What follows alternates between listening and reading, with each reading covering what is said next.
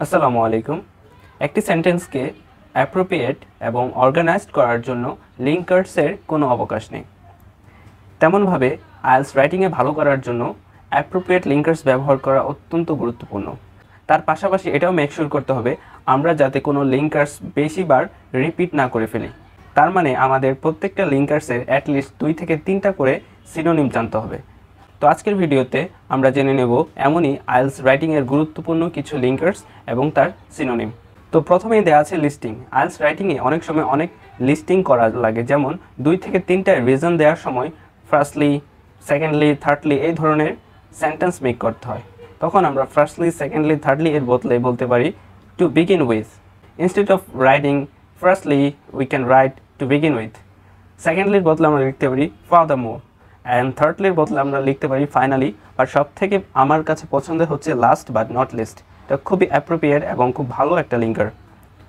তারপরে in addition, আমরা যখন একটা অতিরিক্ত তথ্য যোগ করতে চাই আমাদের কোনো একটা সেন্টেন্সে, তখন আমরা বলতে পারি ইন অ্যাডিশন বা অ্যাডিশনালি বা ফার্দারমোর, মোরওভার।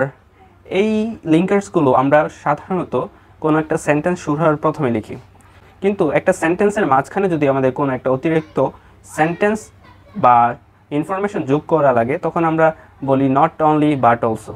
তার পাশাপাশি অ্যাজ ওয়েল অ্যাজ এটাও আমরা একটা সেন্টেন্সের মাঝখানে ব্যবহার করে থাকি নতুন একটা তথ্য যোগ করার ক্ষেত্রে। তারপরে লিঙ্কার্স হচ্ছে গিভিং এক্সাম্পলস। আমাদের আইএলটিএস রাইটিংয়ের বডি প্যারাগ্রাফে এক্সাম্পলস দেওয়া লাগে। সো সেই এক্সাম্পলসগুলো আমরা কী ধরনের লিঙ্কার্স ব্যবহার করতে পারি।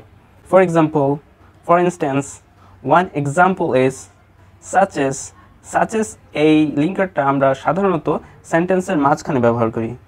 তদরূপ নেমলি এই লিঙ্কার্সটা আমরা সেন্টেন্সের মাঝখানে ব্যবহার করি। আর এটা স্পেসিফিকলি এক বা তার অধিক কোনো নাম যদি অ্যাড করতে চাই তাহলে আমরা নেমলি এই লিঙ্কার্সটা ব্যবহার করতে পারি।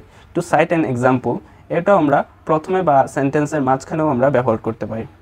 তারপরে যেটা আমাদের অত্যন্ত বেশি মাত্রায় ব্যবহার করা লাগে এই সো রিলেটেড লিঙ্কারটা, যেমন রেজাল্টস অ্যান্ড কনসিকুয়েন্সের ক্ষেত্রে আমরা অ্যাজ এ রেজাল্ট এটা আমরা সেন্টেন্সের ফার্স্টে লিখে থাকি কনসিকুয়েন্টলি, দেয়ারফর, দাস, এখানে দেওয়া আছে thus, hence, for this reason, as a consequence.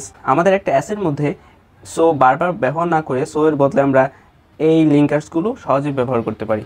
আর এই লিঙ্কার্সগুলো যেমন করে একটি অ্যাসের সৌন্দর্য বৃদ্ধি করে, তার পাশাপাশি আইএলটিএস রাইটিংয়ের কোহেশন অ্যান্ড কোহেরেন্সে ভালো একটা মার্ক অ্যাড করতে অনেক গুরুত্বপূর্ণ অবদান রাখে।